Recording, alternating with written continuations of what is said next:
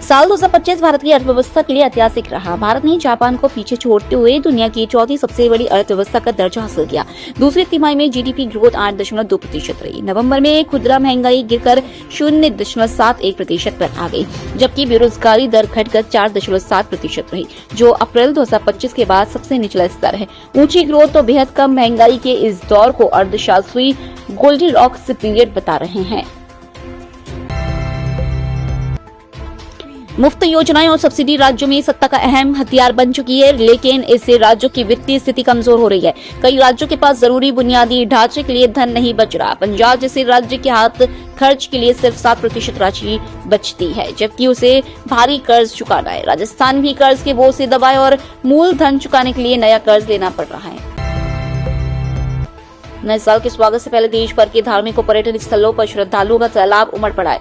अयोध्या और काशी में दर्शन के लिए 2 किलोमीटर तक लंबी कतारें लगी हैं। उज्जैन के महाकाल लोक में पहले दिन 10 से 12 लाख श्रद्धालुओं के पहुंचने का अनुमान है। जैसलमेर में 10 साल की सबसे ज्यादा भीड़ दर्ज की जा रही है।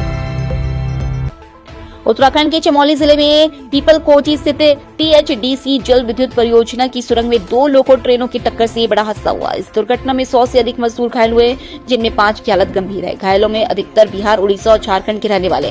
सभी को समय पर बाहर निकालकर अस्पतालों में भर्ती कराया गया। चीन ने दावा किया कि उसने भारत और पाकिस्तान के बीच सैन्य तनाव कम कराने में भूमिका निभाई थी। चीन के विदेश मंत्री वांग यी के इस बयान को भारत ने सिरे से खारिज कर दिया है।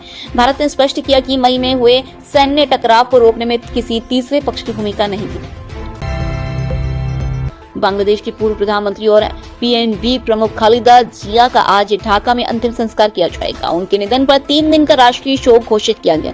भारत की ओर से विदेश मंत्री एस जयशंकर अंतिम संस्कार में शामिल होकर श्रद्धांजलि देंगे।